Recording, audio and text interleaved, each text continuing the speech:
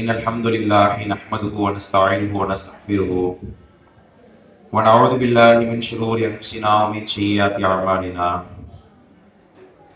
من يهده الله فلا مضل له ومن يضلل فلا هادي له أشهد أن لا إله إلا الله وحده لا شريك له وأشهد أن محمدا عبده ورسوله أما بعد رب اشرح لي صدري ويسر لي أمري واحلل عقدة من لساني ويفقهوا قولي.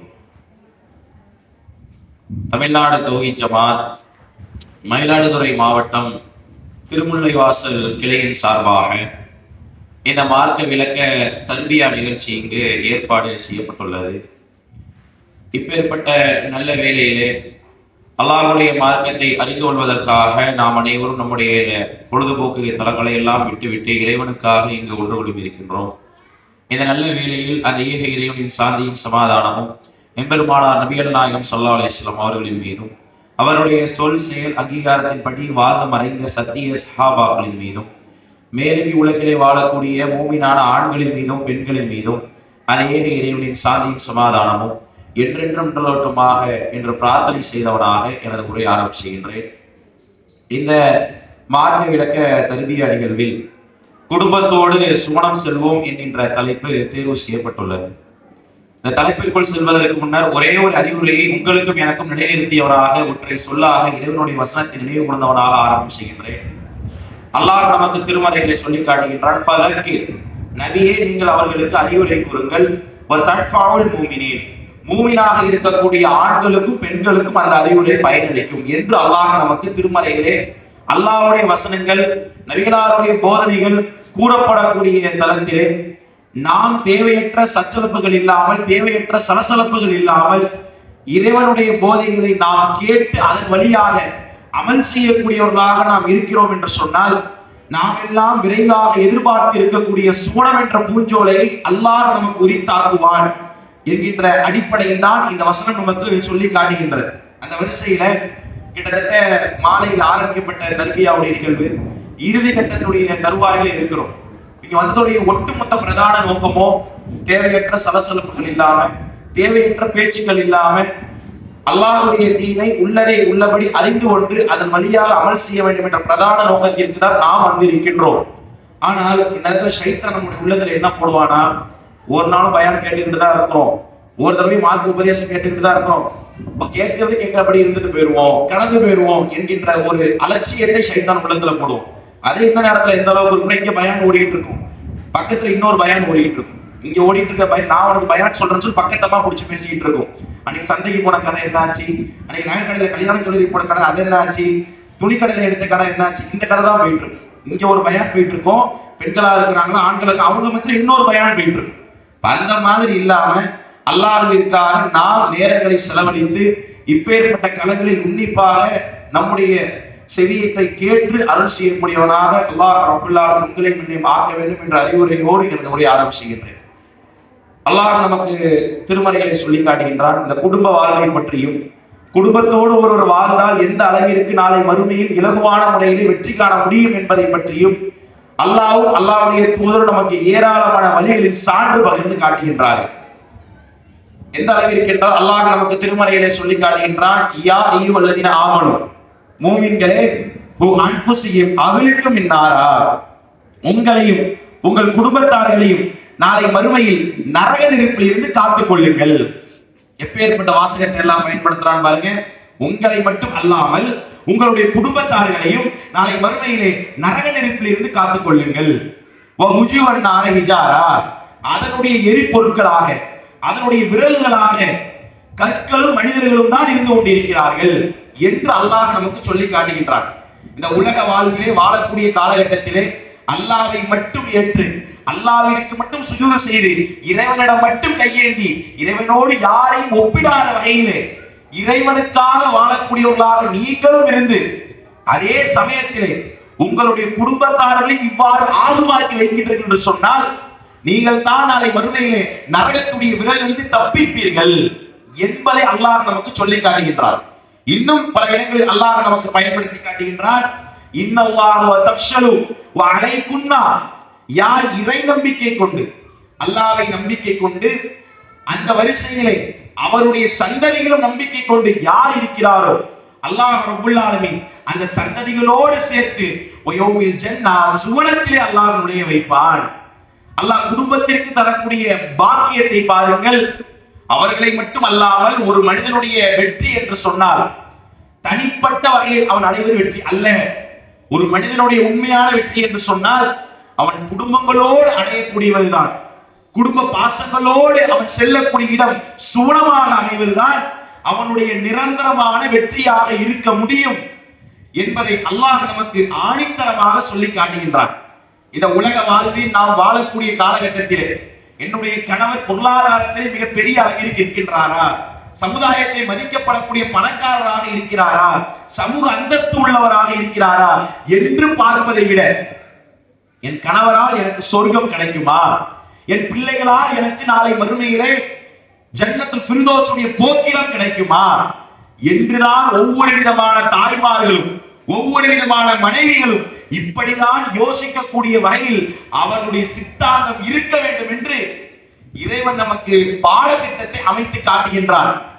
ஆனால் வாழக்கூடிய காலகட்டத்திலே ஷைத்தானுடைய ஊசலாட்டத்திற்கு மதிமயங்கி இந்த உலகம் தான் நமக்கு சொர்க்கம் என்று நினைத்து ஏமாற்றக்கூடிய மத்தாவுல் குரூர் ஏமாற்றக்கூடிய இப்பேற்பட்ட உலகத்திலே நம்முடைய நேரங்களையும் நம்முடைய அனைத்து விதமான சூழ்நிலைகளையும் இந்த உலகத்திலேயே கழித்துவிட்டு மறுமையில் ஒன்றுமில்லாமல் கை சேரமடையக்கூடியவர்களாக அல்லாஹ் நம்மை மாற்றிவிட்டால் இங்கு நாம் ஏமாந்தோம் என்பது நமக்கு தெரியாது. மறுமையில் நாம் நிற்கக்கூடிய நேரத்திலே நமக்கு ஒவ்வொரு பொருளையும் அல்லாஹ்வுடைய வணக்கத்தை விட பொருளாதார அழகாக காட்டிய ஷைத்தான், அல்லாஹ்வுடைய பாசத்தை விட உலக வாழ்வை அழகாக காட்டிய ஷைத்தான் நாளை மறுமையில் நமக்கு நிற்பார். நிற்கின்ற நேரத்தில் அவன் ஷைத்தான் நம்மிடத்திலே சொல்வான், அல்லாஹ்வுடைய வணக்கத்தை உன்னை நான் ஊசலாட்டத்தை போட்டேன், சங்கலத்தை போட்டேன், நீனாலும் வந்து நான் விரித்த வலையிலே விழுந்தாய் என்று ஷைத்தான் நமக்கு மறுமொழி கூறுவான். இப்பேற்பட்ட நிலைமை நாளை மறுமையில் எனக்கு தேவையா? எல்லோரும் தன்னை சுய பரிசோதனை செய்து பார்ப்பதற்கு கடமைப்பட்ட மக்களாக இருக்கிறோம். அதைத்தான் அல்லாஹ் நமக்கு சொல்லி காட்டுகின்றான்.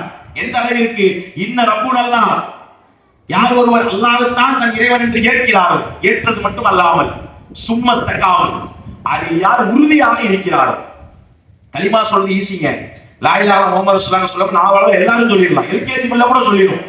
அல்லாஹ் அதை பத்தி பேசவே சும்மஸ்தகாமு, அதில் யார் உறுதியா இருக்கிறார், அல்லாஹ்வுக்கு இணைதுணை இல்ல, அல்லாஹ்வுக்கு பலவீனம் இல்ல, வலமிக்குல்லோ குஃபர், அவனுக்கு நிகரா யாரும் இல்லை என்று அதில் யார் உறுதியாக இருக்கிறாரோ, எப்பேற்பட்ட கஷ்டம் வந்தாலும் எப்பேற்பட்ட கடன் சுமை என் கழுத்தை நெரித்தாலும் ஊரே ஒன்று கூடி என்னை எதிர்க்க நின்றாலும் உலகமே நின்றாலும் என் ரப்புவிற்கு மட்டும் என் ரப்புடைய வாக்கிற்கு மட்டும் தான் அடிபணிவே என்று யார் அதில் உறுதியாக இருக்கிறாரோ தத்தனஸ்ஸு அலைக்கும் மலாயிகா, அவர்களோடு வானத்திலிருந்து மலக்குமார்களை அல்லாஹ் இறக்கி வைப்பான்.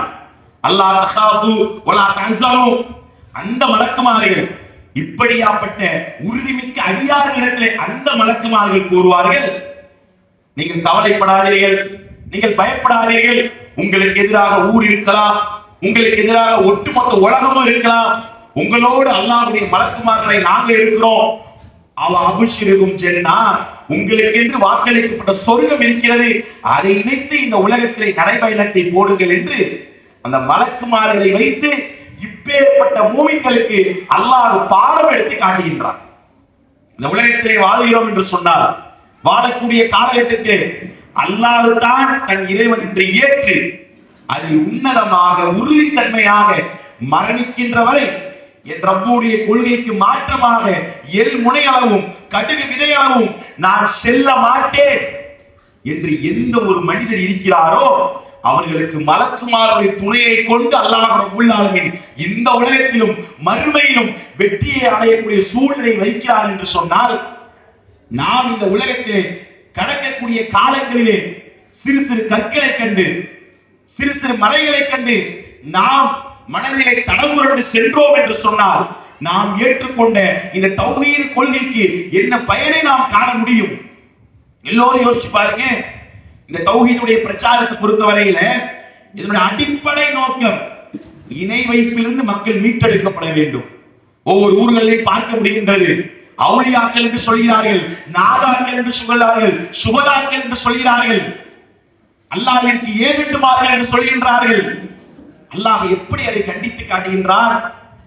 அல்லாஹ் அறியாதே அந்த தெய்வங்கள் அறியுமா? அந்த மக்கத்து காவல்களை பற்றி அல்லாஹ் கேட்கின்றார். வானத்தை படைத்தது அல்லாஹ், சமாவாத்தி வல் அர்த். வானத்தை படைத்தது அல்லாஹ், பூமியை படைத்தது அல்லாஹ். நான் அறியாவற்றை உங்களுடைய இணை தெய்வங்கள் அறியுமா?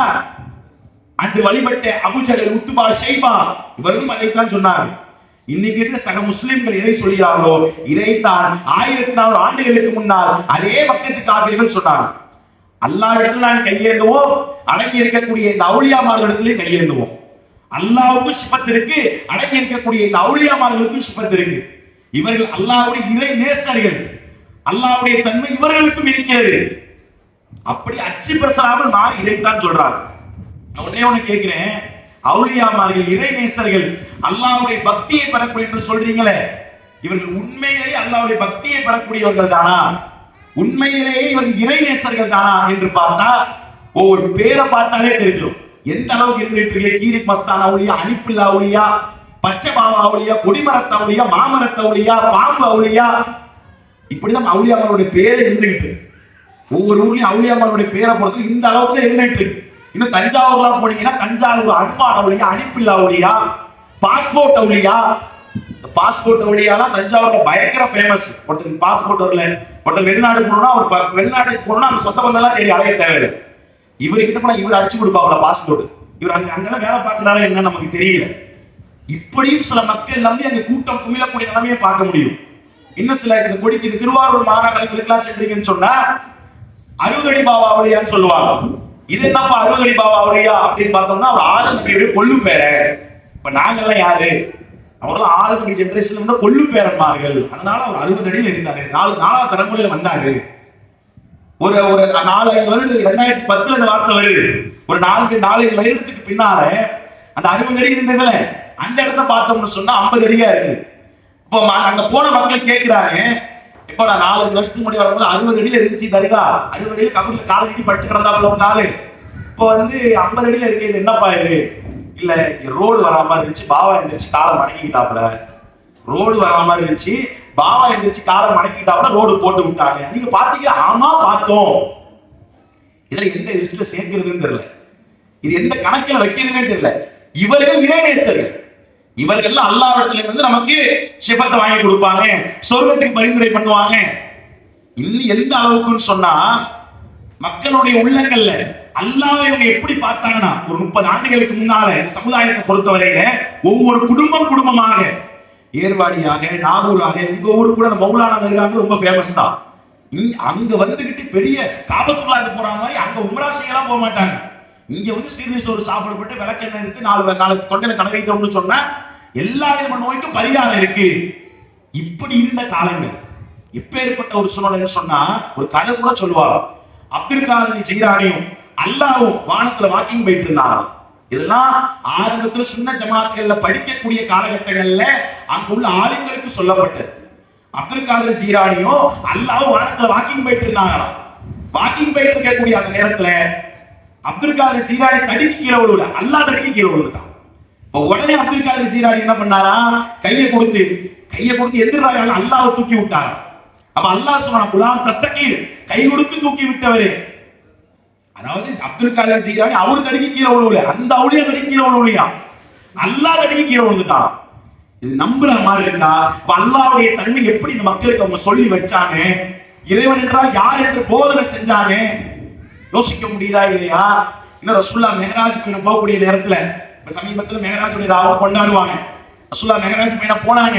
அதுக்கு ஆதாரம் எந்த நாள்ல போனாங்க? போனதுக்காக நீங்க அந்த பேர்ல இந்த நஃபில் கட்டி தொழுவுங்க, இந்த நேரத்துல தொழுகை உபரியான தொழுகைகளை நடத்துங்க. ரசூலுல்லாஹ் எங்கேயுமே அதுக்கு ஆதாரம் சொல்லல. ரசூலுல்லாஹ் மெஹராஜ் மேல போகக்கூடிய நேரத்துல அல்லாஹ்வுடைய தூதர் அல்லாஹ் பேசிட்டு இருக்கிற நேரத்துல அப்துல் காதர் ஜீலானி என்ன பண்றாரா? தூங்கிட்டு இருக்காரு அல்லாஹ்வுடைய மடியில. அல்லாஹ் சொன்னாரா, சத்தம் இல்லாம பேசுங்க, என்னுடைய அடியார் அப்துல் காதர் தூங்கிட்டு இருக்காரு, நான் தலசி விட்டுட்டு அல்லாஹ் சொன்னாராம். இப்படிதான் அல்லாஹ்வை கீழ் இறக்கி அவுலியாமார்களை மேலே வைக்கக்கூடிய ஒரு சூழ்நிலை கடந்த காலங்களில் இருந்தது. மோசமான ஒரு காலமாக இருந்தது.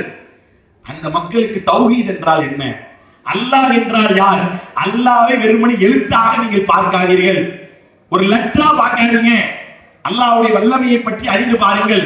லுக்மான் அலைஹிஸ்ஸலாம் ஒரு நல்ல மனிதர், குர்ஆனிலே பேசக்கூடிய ஒரு நல்ல மனிதர். அவர் தன் பிள்ளைக்கு சொல்வார் அல்லாஹ்வுடைய வல்லமையை பற்றி யாரும் சொல்ல முடியாது. அப்பேற்பட்ட வசனத்தை வைத்து சொல்வார். லுக்மான் சொல்வார் தன் மகனுக்கு, யாருடைய என் அருமை மகனே, லா துஷ்ரிக்கு பில்லாஹ், அல்லாஹ்விற்கு ஒரு நாள் இணை வைத்து விடாதே. ஏன் தெரியுமா, அல்லாஹ் என்றால் யார் தெரியுமா, அல்லாஹ்வுடைய வல்லமையை விவரிக்கின்றார். வ ஷஜரத்துஹு ஐனமா குன்தும், பூமியில் உள்ள ஒட்டுமொத்த மரங்களும் பேனாக்கள் ஆனாலும். கற்பனை பண்ணி பாருங்க, அவர் அல்லாஹ்வுடைய வல்லமையை தன் பிள்ளைக்கு சொல்றாரு. பூமியில உள்ள ஒட்டுமொத்த மரங்களும் பேனாக்கள் ஆனாலும், யௌமின் நஹார், அந்த பேனாக்களுக்கு எழுதக்கூடிய மைகளாக 7 கடல்கள் துணை நின்றாலும், கடல்களை வைத்து ஒட்டுமொத்த கடலும் மையா இங்கா மாறிடுச்சு, ஒட்டுமொத்த மரமும் பேனாவா மாறிடுச்சு.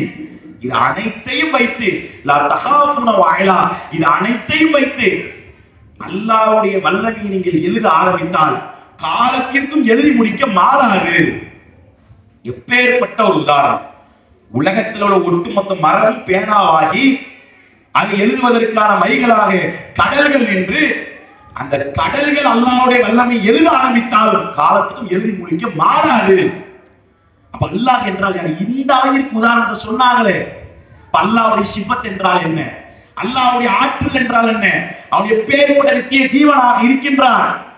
கருவறையில் இருக்கக்கூடிய குழந்தை கருவறையை விட்டு வெளியே வரக்கூடிய தருவாய், வெளியே வந்ததற்கு பின்னால பல்லில்லாத நேரம், அந்த குழந்தைக்கு பல்லில்லாத நேரத்துல தாய்ப்பாலை தாயுடைய மடியிலே சுரக்க வைத்தவன் அல்லாஹ். நினைச்சு பாருங்க, அதற்கு தாய்ப்பாலை சுரக்க வைப்பதற்கு எந்தவித ஊசிகள் அடித்தாலும், எந்தவித செயற்கையான உபகரணங்கள் செய்தாலும் அந்த தாய்ப்பாலை சுரக்க வைக்கவே முடியாது. இன்றளவும் விஞ்ஞானிகள் தடுமாறி கொண்டிருக்கிறார்கள். அப்பேற்பட்ட நேரத்துல கருவறையில் குழந்தை வெள்ள நேரத்துல பல்லால் கடித்துதான் ஜீரணமாக்க முடியும். ஆனா பல்லில்லாத நேரத்துல அல்லாஹ் தாய்ப்பாலை அந்த தாயுடைய மடியில் சுரக்க வைத்தான். இவன் அல்லாஹ், இவன் தான் இறைவன். அல்லாஹ் என்றால் எப்படி நாம் பார்க்கிறோம், அண்ட சராசரத்தை படைத்து பரிபாலிக்கக்கூடியவன், உலகிலே உள்ள அனைத்து உயிரினத்திற்கும் உணவளிக்கக்கூடியவன், இன்று நேற்று அல்ல, உலகம் அழிகின்ற வரை உணவளிக்கக்கூடியவன் அல்லாஹ்.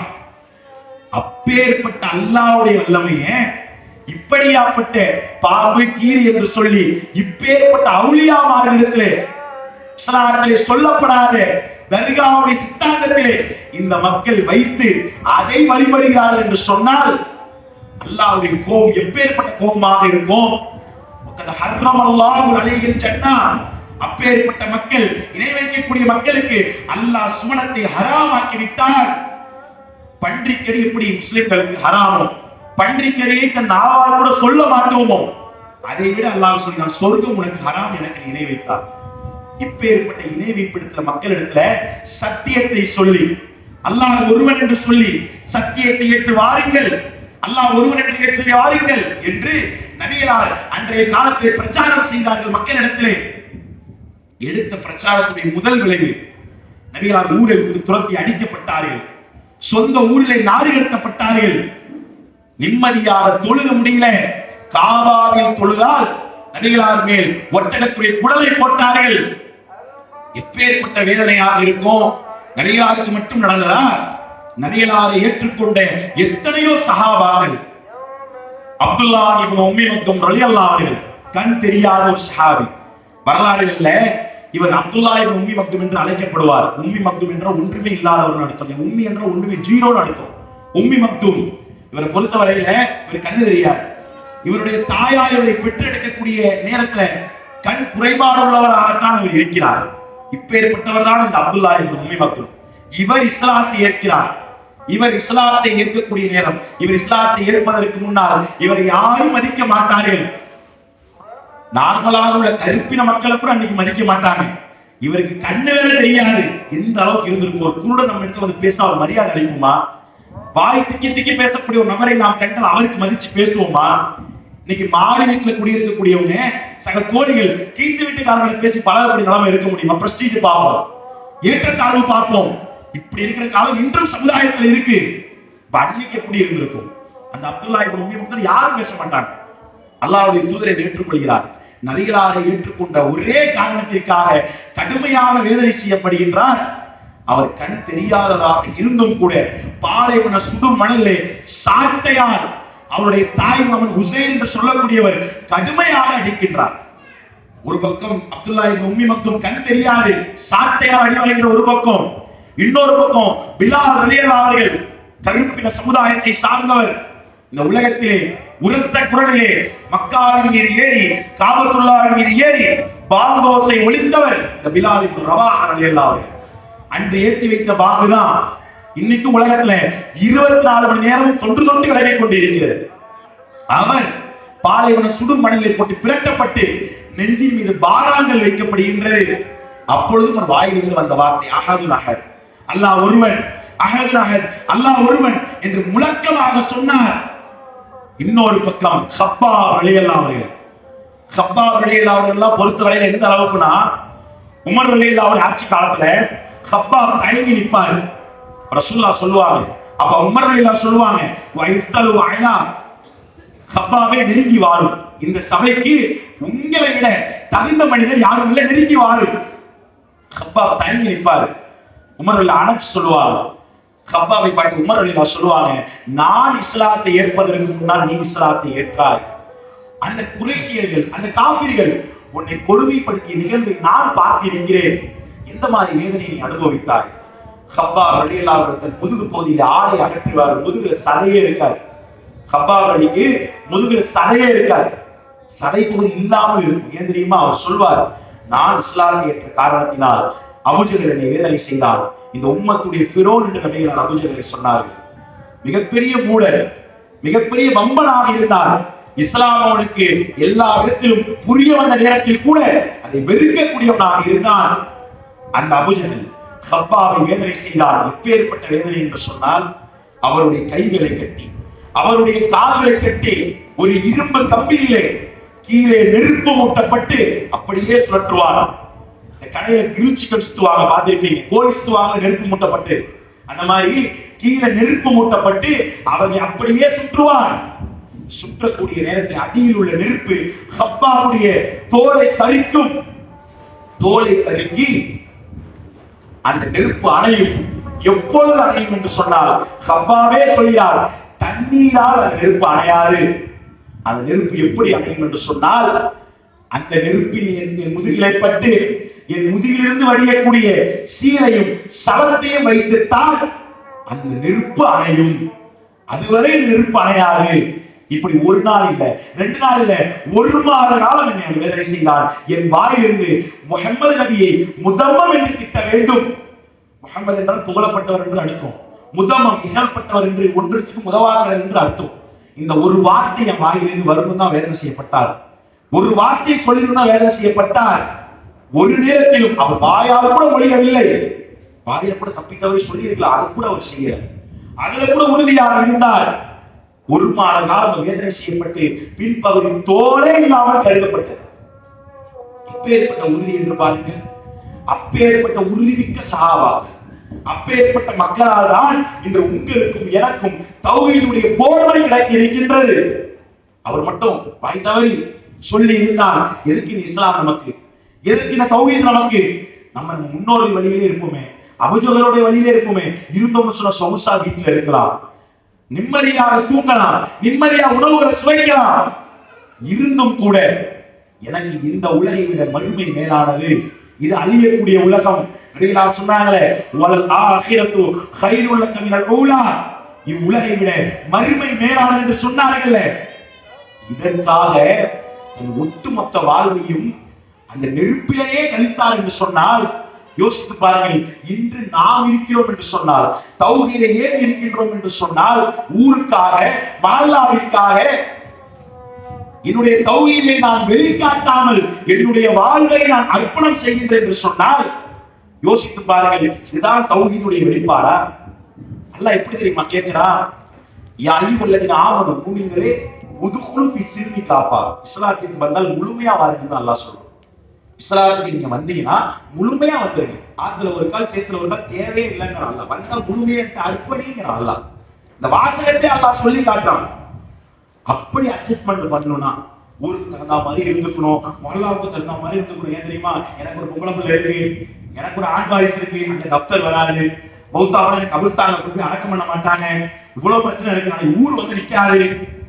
இவ்வளவு பிரச்சனை மத்தியில நான் எப்படி தௌஹீத சொல்ல முடியும், நான் எப்படி தௌஹீத வெளிக்காட்டிக்க முடியும்? இதை விட மோசமா ரசூலுல்லாஹ் இருந்துச்சே. நான் கேட்கிறேன், இன்னைக்கு இருக்கிற இடத்துல இன்னைக்கு நீங்க மீறி தௌஹீத் கொள்கையை ஊடுருவி நின்றாலும் கூட உங்களை யாரையும் தலையை சீவ போறது கிடையாது, உங்களை பாலைவனத்துல போட்டு பரட்ட போவது கிடையாது, உங்களை பட்டினியாக ஆக்கிரமிக்க போவது கிடையாது. நபிகளாருக்கு இந்த நிலைமை எப்பேற்பட்ட நிலைமையா இருந்துச்சு அல்லாஹ்வுடைய தூதருக்கு? அல்லாஹ்வுடைய தூதர் நிம்மதியா வெளியே நடமாடவே முடியல. அல்லாஹ்வுடைய முகத்தை பார்த்தாலே அடிப்பதற்கு ஆட்கள் இருந்தார்கள்.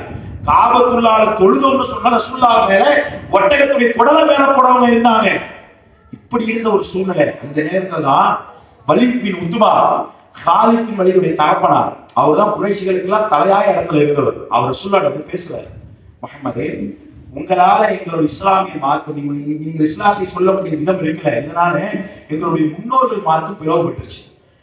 உங்களோட அபூபக்கர் தான் வருவார்னு நாங்க நினைச்சோம். ஆனா அபூபக்கர் பின்னால் அப்துல் ரஹ்மான் பின் அவுஃப் வருவார்னு நினைச்சு பார்க்கல. அப்துல் ரஹ்மான் பின்னால் உஸ்மான் வருவார்னு நினைச்சு பார்க்கல.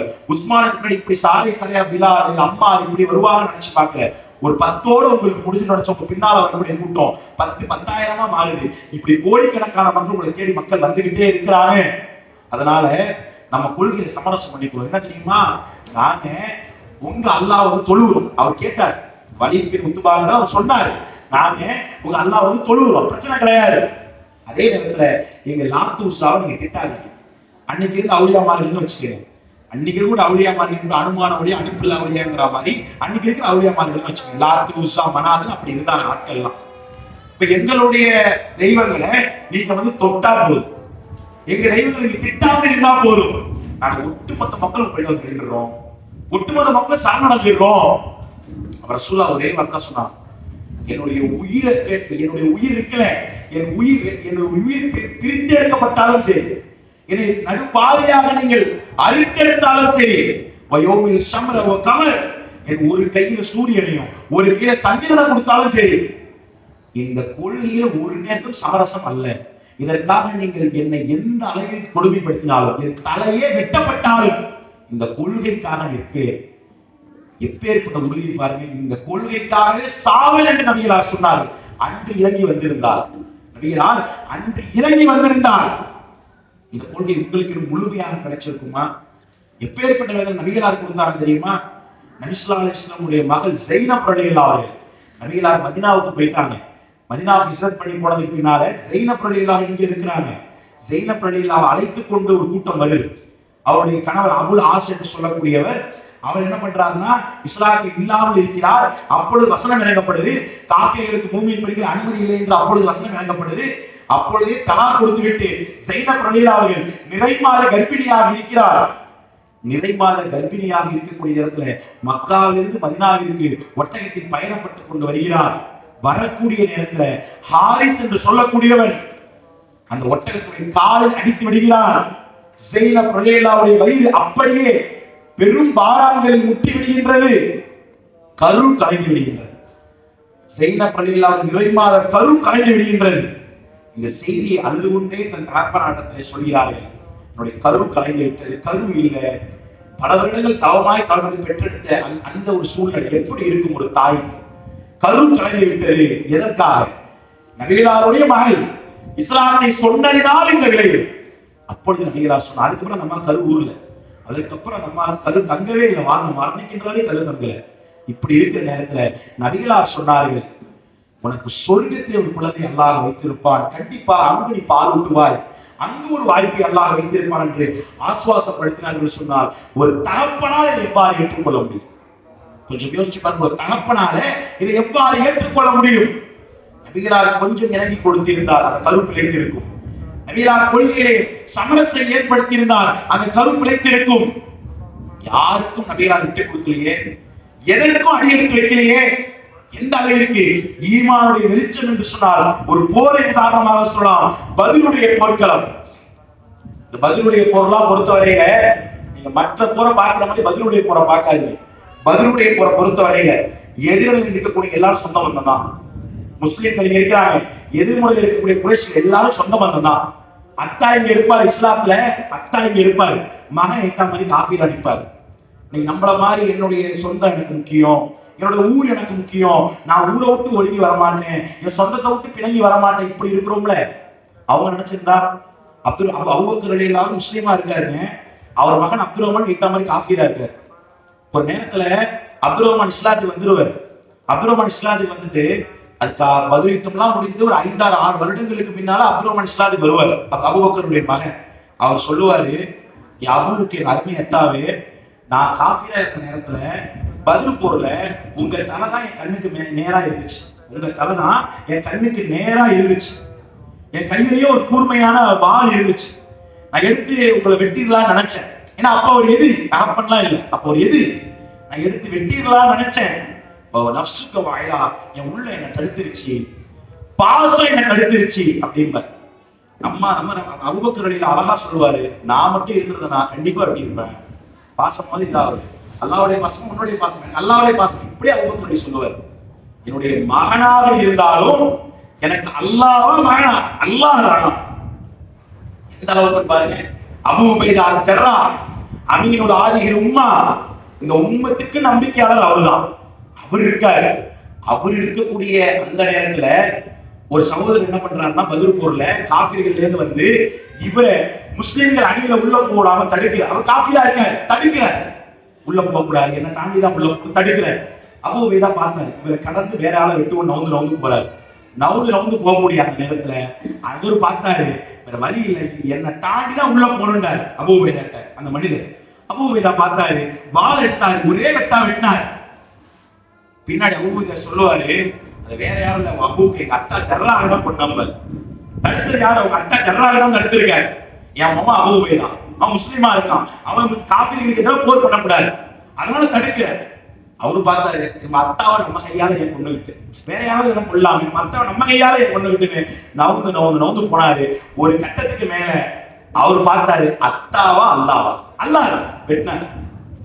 அந்த சஹாபாக்கள் எப்படி இருந்தார், தன் சொந்த பந்தம் என்று சொன்னால் அவர்கள் கொள்கை உறவாக சொந்த பந்தமாக வைத்திருந்தார்கள். ரத்த பந்தத்தை விட இந்த கொள்கை உறவு இருக்குல்ல, தௌஹீதால், இஸ்லாத்தால், அல்லாஹ்வை வணங்கக்கூடிய கூட்டத்தால் கிடைக்கக்கூடிய சொந்த பந்தம் இருக்குல்ல, இந்த சொந்த பந்தம் தான் மறுமையில் நம்மை தேடக்கூடிய சொந்த பந்தமாக இருக்கு.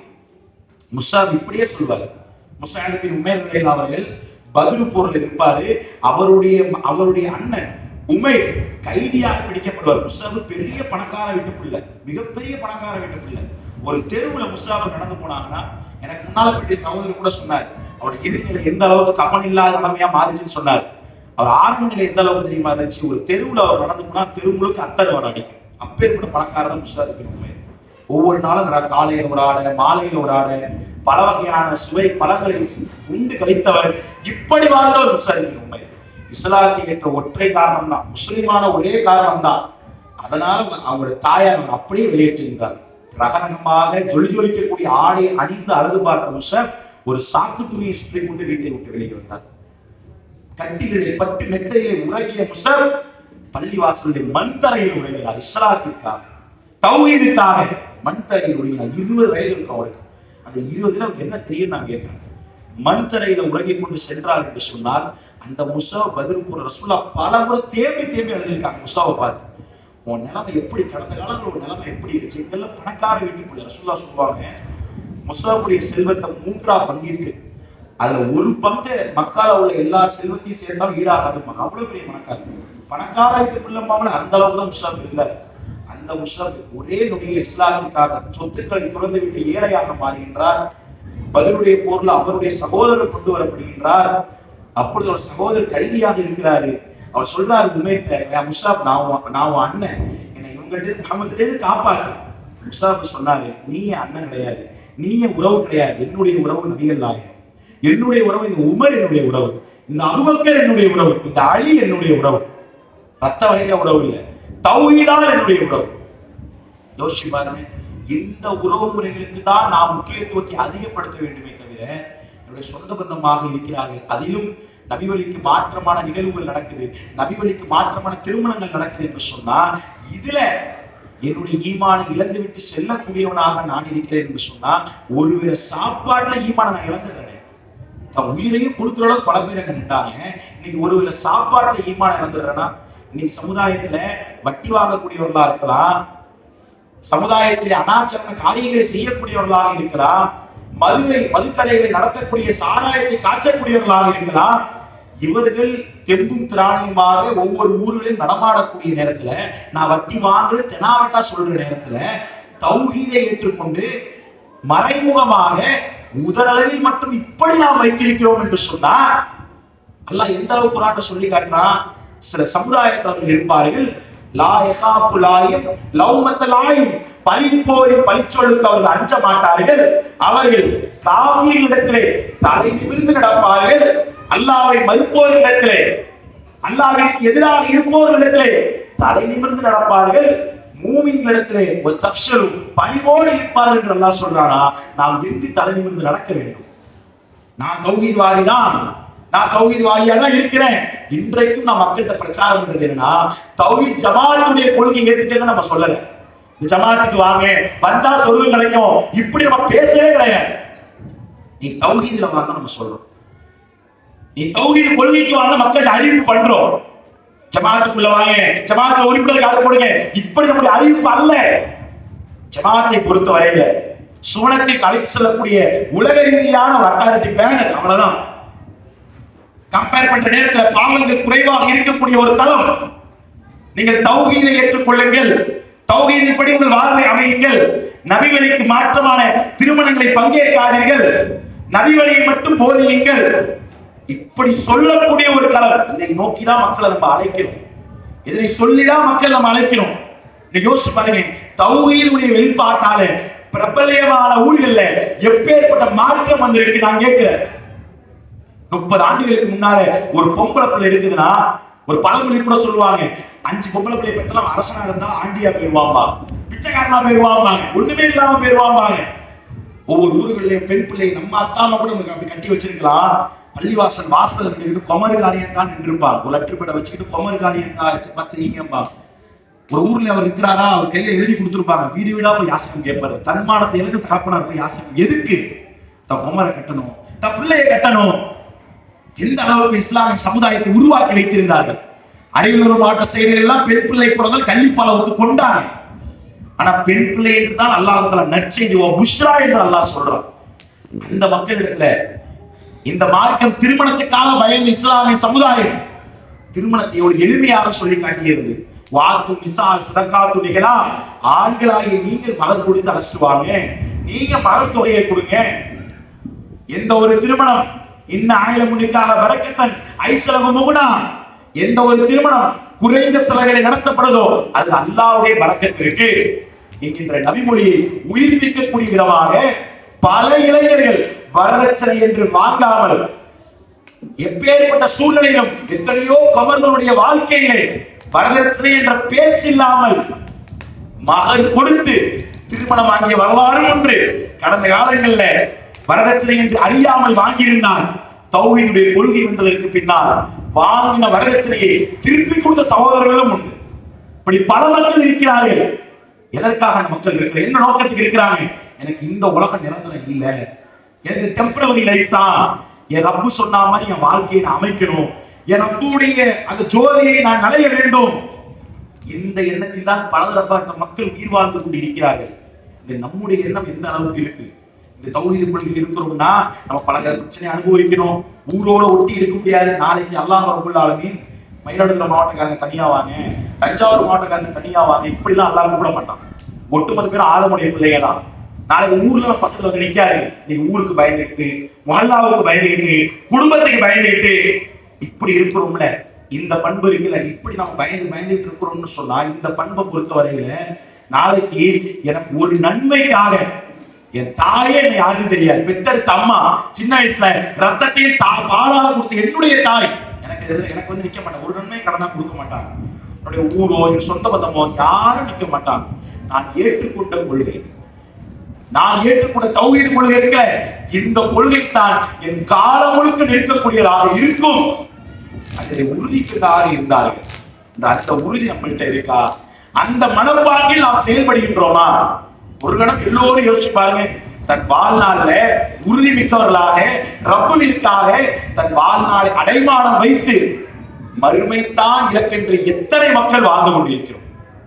பல மக்கள் சத்திய சஹாபாக்கள் வாழ்ந்தார்கள், வாழ்ந்து காட்டினார்கள்.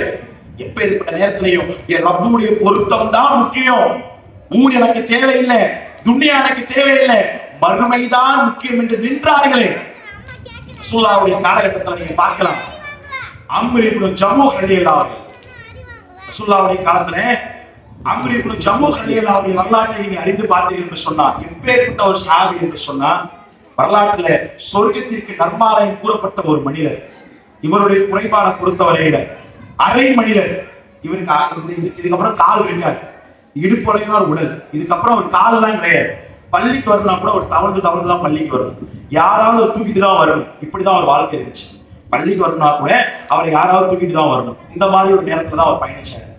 அவர் ரசூல் ஸல்லல்லாஹு அலைஹி வஸல்லம் காலகட்டத்துல பத்ருக்கு பின்னால் நடக்கக்கூடிய போர்க்களம், உஹதுடைய போர்க்களம். இந்த உஹதுடைய போர்ல இந்த அம்ர் இப்னு ஜமூஹ் ரலியல்லாஹு அன்ஹு நிக்கிறார். அவர் நிக்கிறார், அவருக்கு 2 கால்லாம் கிடையாது.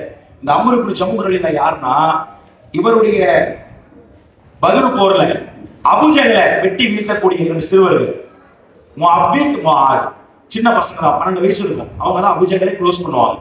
அவங்களுடைய தகப்பனார் தான் அம்ர் இப்னு ஜமூஹ் ரலியல்லாஹு அன்ஹு. அவர் என்ன பண்ணாங்க, போர்ல நிக்கிறார். அவருக்கு 2 கால்லாம் கிடையாது, கையில ஒரு வாளை வச்சு நிக்கிறார். அப்புறம் ரசூலுல்லாஹ் சொல்றாங்க, உனக்கு போருக்கெல்லாம் அனுமதி கிடையாது, ஏன்னா பலவீனமா இருக்க, ஊனமுற்றவர்கள்லாம் போருக்கெல்லாம் அனுமதி கிடையாது, நீ பலவீனமா இருக்க, உனக்கு போருக்கெல்லாம் அனுமதி கிடையாது, நீ போயிருங்க நான் சொல்றேன். அப்ப அவர் சொல்ற, அல்லாஹ்வுடைய நான் போருக்கு வந்த ஒரே ஒரு காரணம், உலகத்துல வாழ்ற நேரத்துல அல்லாஹ் எனக்கு கால் இல்லாம படைச்சிட்டான், ஏதோ ஒரு ஹைர். அப்ப கூட அவர் அல்லாஹ் நிராசை அடைஞ்சு பேசுறாரு. இன்னைக்கு அல்லாஹ் எனக்கு மட்டும் தான் கடனை கொடுக்குறான், இன்னைக்கு அல்லாஹ் என் தலையில தான் இடிய போடுறான், இன்னைக்கு எல்லாம் எனக்கு மட்டும் தான் சொத்து, எனக்கு இந்த அளவுக்கு அங்கே ஆகிட்டான், என் புருஷன் வெளிநாட்டுக்கு போனார், அவருக்கு தான் லாஸ் ஆயிடுச்சு. புலம்புறவங்களா இருக்கிறவங்கள தலை ஃபுல்லா போட்டு ஒரு தட்ட போயிட்டு நல்லா இருக்கியான்னு கேட்போம், நல்லா இருக்கீங்களாமான்னு கேட்போம். அந்த அம்மா நல்லா இருக்கே, நல்லா இல்லை, அதோட முடிச்சிருக்கோம்ல. எங்கத்தான் நல்லா இருக்குது காலை கட்டிக்கிட்டு, அவர் வெளிநாட்டுக்கு போனாரு, கப்பலுக்கு போனாரு, நிம்மதியா வாழ விடல கொள்ள, என்னட்டு நல்லா இருக்கியான்னு கேட்டுப்போம். அந்த அம்மா அரை மணி நேரம் நம்மள்கிட்ட பேசும், இருக்கே இல்லை, முடிஞ்சிருச்சு. அங்கேருந்து ஒரு குண்டு மலை மாதிரி எந்த அளவுக்கு இருந்துச்சு யோசிச்சு பாருங்க. இன்னைக்கு அல்லாஹ் எனக்கு ஒண்ணு செய்யணும் நிராசை அடையக்கூடியவர்களா இருக்கு. அது ஏதோ கயிறு இருக்கும்னு நினைக்கிறேன், எல்லாமே ரப்பி எனக்கு நலவா வச்சிருப்பான்னு நம்பிக்கை வரல. ஆனா இவர் சொல்றாரு, எனக்கு அல்லாஹ் ஏதோ ஒரு நன்மையை வச்சிருப்பான் சொர்க்கத்துல, எனக்கு மறுமையில சொர்க்கத்துல நடந்து போகக்கூடிய காலம் எல்லாம் கொடுப்பான்னு. இந்த போர்ல நான் கொல்லப்பட்டா மறுமையில சொர்க்கத்துல நடந்து போகக்கூடிய காலம் எல்லாம் எனக்கு கொடுப்பானா, நடந்து போகக்கூடிய காலம் எல்லாம். அவருக்கு அதிகபட்ச ஆசையா தான், அவர் கால் இல்ல, எல்லாரும் நடக்கணும் அவருக்கு ஆசை, நம்ம காலால நடக்கணும் ஒரு ஆசை இருக்கும்ல. அப்புறம் ரசூலுல்லாஹ் நான் நிச்சயமா அல்லாஹ் கொடுப்பாங்க. அந்த போர்ல அவர் கலந்துக்க, அந்த போர்ல அவர் கொல்லப்படுறார், ஷஹாதத்தை அடைகிறார். எந்த அளவுக்கு ஷஹாதத்தை அடைகிறார்னா, ஒவ்வொருடைய போர்க்களத்துல ஒரு குழப்பம் ஏற்பட்டு நபிகளார் கொல்லப்பட்டார் என்ற வதந்தி ஏற்படுது. அந்த நேரத்துல பெரும் சஹாபாக்கள் எல்லாம் பின்னங்கால் குதிரையடிக்க ஓடி வரக்கூடிய தருவாயில நபிகளார் கொல்லப்பட்டு விட்டார்கள், இஸ்லாம் முடிவடைந்து விட்டது என்கின்ற எண்ணத்தோடு வரக்கூடிய நேரத்துல இந்த அம்ர் இப்னு ஜமூஹ் ரலியல்லாஹு அன்ஹு இஸ்லாமுடைய கொடியை தாங்கி பிடித்து மக்களுக்கு ஒரு வீர உரை நிகழ்த்துகின்றார்கள். வரலாறு எப்பேற்பட்ட பொன்னெழுத்தால் பொறிக்கப்படக்கூடிய உரை. அவர் சொல்கிறார், முஹம்மத், என்னுடைய அருமை தோழர்களே, ஓடக்கூடியவர்களே நில்லுங்கள், நீங்கள் அல்லாஹ்விற்காக வந்தீர்களா அல்லது முஹம்மதிற்காக வந்தீர்களா? முஹம்மதிற்காக வந்தால் இப்பொழுதே ஓடிவிடுங்கள், அவர் மனிதர் தான், அவர் மரணிக்கக்கூடியவர் தான். முஹம்மதுடைய ரப்புவிற்காக வந்தால் என்னோடு வந்து நில்லுங்கள், அல்லாஹ் என்றென்றும் உயிரோடு இருப்பவர். இந்த வார்த்தைக்கு பின்னால ஒட்டுமொத்த மக்கள் பின்னாடி வராங்க. எல்லாரும் பாக்குறாங்க, யாரா இவரு, அரை சாங்கல தான் இருக்காரு, 2 கால் இல்ல, இப்பேற்பட்ட உரையா என்று பார்த்து இவருக்கு பின்னால் மக்கள் சேர்கின்றார்கள், இவரை கொல்வதற்கு மக்கள் இருக்கின்றார்கள். எல்லோரும் மக்களுக்கு குறைஷியர்கள் இவரை பார்த்து சொன்னார்கள், அம்ர் இப்னு ஜமூஹே, உன்னை போன்று உன் இஸ்லாமும் ஊனம்தான், உன்னை போன்று உன்னுடைய மார்க்கம் ஊனம்தான். ஒரு கால் ஊனம் அதை வச்சு சொன்னார். அவரு சொன்னாரு, என்னுடைய கால் வேண்டுமானால் ஊனமாக இருக்கலாம், என் இஸ்லாம் எனக்கு ஊனம் அல்ல, என் ஈமான் எனக்கு ஊனம் இல்லை என்று சொல்லி அந்த போரிலே ஷஹீதாக எத்தளிக்கின்றார். 2 கைகள் வெட்டப்பட்ட நிலையில் இருக்கிறது. நபிகளார் அவரை வைத்து பார்க்கின்றார்கள். உஹது போர்லாம் முடித்ததற்கு பின்னால பார்த்ததற்கு பின்னால் சொல்கிறார்கள், இந்த அமருக்கு ஜமுகின் இடத்தில் 2 காலை கேட்டால் இப்பொழுதுதான் ஜிப்ரீல் இடத்தில் வந்து சொன்னார், இவருக்கு அல்லாஹ் ரப்பல் ஆலமீன் சுவனத்திலே 2 ரெக்கைகளை கொடுத்து பறக்க வைத்தான். வெளியாக ஒரு பறந்து தெரிந்தால் இவரின் இடத்திலே கேட்டு 2 கால்களை அல்லாஹ் இவருக்கு ரெக்கையை கொடுத்தார் என்று சொன்னால், அவர் சொன்னதுதான் அவருடைய கால் ஊனமா இருந்தது. ஈமான் இன்னைக்கு ஊனமா இல்லை. இன்னைக்கு நமக்கு பெரும்பான்மை மக்களுக்கு, அல்லாஹ் பாதுகாத்தவர்களை மக்களுக்கு உடல் ஊனம் இல்லை, ஈமான் ஊனமாக இருக்கிறது. அந்த ஈமான் எனக்கு ஊனமாக, உடல் ஊனம் கூட இருந்தாலும் பரவாயில்லை, என்னுடைய ஈமான் எனக்கு ஊனமாக இருக்கக்கூடாது. அதிலே நான் உறுதியாக இருக்க வேண்டும். என்னுடைய ஒட்டுமொத்த வாழ்க்கையும் அல்லாஹ்விற்காக இருக்கணும், ரப்புவிற்காக இருக்கணும். எப்பேற்பட்ட சூழ்நிலை வந்தாலும் என் ரப்புவிற்காக நான் பயணம் செய்யணும் என்ற உறுதியோடு நாம் இருக்க வேண்டும். தாவா களங்கள்ல எப்பேற்பட்ட பிரச்சனை வந்தாலும், ஊர் எனக்கு எதிராக என்றாலும், மஹல்லா எனக்கு எதிராக என்றாலும், யார் எனக்கு எதிராக என்றாலும், எப்பேற்பட்ட சோதனைக்கு நான் அலைக்கழிக்கப்பட்டாலும் ஒன்றே ஒன்றுதான், நான் வாழ்வது அல்லாஹ்விற்காக, என்னுடைய மரணம் அல்லாஹ்விற்காக. யாருக்கு எப்ப மௌத்து வரும்னு சொல்ல முடியாது. மௌத்தாகக்கூடிய நேரத்துல இந்த ஊர்ல எத்தனை பேர் மௌத்தாவாங்க? நம்ம பக்கத்துல மரணம் நடந்திருக்கும், மௌத்தாக இருப்பாங்க. அங்க வந்த மலக்குள் மௌத்து உங்க வீட்டுக்கு ஒரு அட்ரஸ் தெரியாமலாம் இல்லை, அவருக்கு அட்ரஸ் எல்லாம் தெரியும். உங்களுக்கான வாய்ப்பு இன்னும் நீளமா போய்கிட்டு இருக்கு, உங்களுக்கான வாய்ப்பு இன்னும் நீளமா போயிட்டு இருக்கு. அவ்வளவுதான். எத்தனை நிமிடங்கள், எவ்வளவு நேரங்கள் இன்னைக்கு படுக்கிறோம். இன்னைக்கு நம்மளுடைய ரூஹ் அல்லாஹ்ட்ட போகும், அல்லாஹ் முஸ்லிக்கு அமௌத்து வாய்க்கன்னு சொல்லிட்டு படுக்கிறோம். எல்லாம் உங்க பேரை கொண்டுதான் மௌத்தா போறேன், மரணிக்கிறேன். தூக்கங்கிறது மௌத்து தான். இது மீண்டும் நீ நானா உயிரை கொடுது, ரூஹ் அல்லாஹ்ட்ட போகுது, அல்லாஹ் நானா ரூஹ் கொடுப்பான். என்னன்னா மௌத்து. ரூஹ் இருக்கிற வரைக்கும் இந்த உடலுக்கு சேர்ந்த உடலுக்கு பேரு, ரூஹ் இருக்கிற வரைக்கும் தான் பேரு. நம்ம அத்தா அம்மா வச்ச பேரு, பாத்திமா இருக்கணும், சைனாப்பா தான் அத்தா வச்ச பேரு, அதான். ரூஹ் இல்லைன்னா ஜனாசா, ரூஹ் இல்லைன்னா அது ஜனாசா, முடிஞ்சிருச்சு. உங்க வீட்டுல ரொம்ப நாளா உங்களுக்கு ஊர் நிக்கிறீங்க, நீ என்னதான் ஊருக்காக சப்போர்ட் பண்ணிட்டு நின்றாலும், பெத்த பிள்ளையா இருந்தாலும் சரிதான், அதிகபட்சமா 3 நாளைக்குள்ள பெத்த பிள்ளை அழுவாரு. அம்மா மௌத்தா போயிட்டாங்கன்னு சொல்லி கபருக்குள்ள வந்து படுக்க போறது கிடையாது. முடிஞ்சிருச்சு. சகஜ வாழ்க்கை கடந்து போகக்கூடிய வாழ்க்கையில தனியான உலகத்துல வந்தோம், தனியான மறுமையை விசாரிக்கப்படுவோம், தனியான எழுப்புவோம் படுவோம். என் குடிக்கு நான் தான் பதில் சொல்லுவேன். இப்படி இருக்கக்கூடிய அந்த நேரத்துல காலம் முழுக்க எனக்கு கிடைத்த மிகப்பெரிய அற்புதம் தௌஹீதுடைய கொள்கை. ஏன்னா ரசூலுல்லாஹ்வுடைய தாய் தகப்பனால் கிடைக்காத நேர்வழி இது வேறு. அத்தா அம்மா இருக்காங்க, அவங்க நகரவாசி, அவங்களுக்கு இந்த நேர்வழி கிடைக்கல. பார்த்து வளர்த்த அபுதாலி, ரசூலுல்லாஹ்வுடைய பெரியத்தா, எல்லா இடத்துலையும் தாவ காத்தாரு அபுதாலி, அவருக்கு இந்த நேர்வழி கிடைக்கல. நூஹ் அலைஹிஸ்ஸலாமுடைய மகனுக்கு இந்த நேர்வழி கிடைக்கல. லூத் அலைஹிஸ்ஸலாமுடைய மனைவிக்கு இந்த நேர்வழி கிடைக்கல. ஃபிரௌன் மூசா அலைஹிஸ்ஸலாம் வளர்ப்பு தந்த அவனுக்கு இந்த நேர்வழி கிடைக்கல. இப்படி எண்ணற்ற நபிமாரோட உறவுக்காரர்களுக்கு நேர்வழி இல்லை. இப்படி நபிமாரோட உறவுக்காரர்களுக்கு இல்லாத நேர்வழி இதெல்லாம் நமக்கு கொடுத்துருக்கான். உறவுக்காரர்களுக்கு கிடைக்காத நேர்வழி எல்லாம் உங்களுக்கும் எனக்கு கொடுத்துருக்காங்க. அவங்களை நேசித்ததால நம்ம நேசிக்கிறோம். நேசினால நீங்களும் நானும் இந்த இடத்துல உட்கார்ந்துருக்கோம். இல்லைன்னா நம்முடைய நிலை எந்த அளவுக்கு இருந்துட்டு இருக்கும் கொஞ்சம் யோசிச்சு பாருங்க. நம்முடைய வாழ்க்கை எப்படி இருக்கும்? உலகத்துல பேரு பணம் எல்லாம் சேர்த்து வச்சிருக்கலாம். ஆனா ஒண்ணுமே நம்ம மண்ணடி போறோம்னு சொன்னா நம்ம எடுத்துட்டு போன கொண்டு போக முடியாது. இப்படி நகை இருக்கு, 10 பவுன் இருக்கு, போட்டுலாம் புதைக்க மாட்டாங்க. இதான் நிலவரம். நம்முடைய அமல்கள் தான் நம்ம கூட வரும். அதுவும் இந்த கொள்கையில தௌஹீதுல இருக்கிறதா நம்ம கூட வரும்.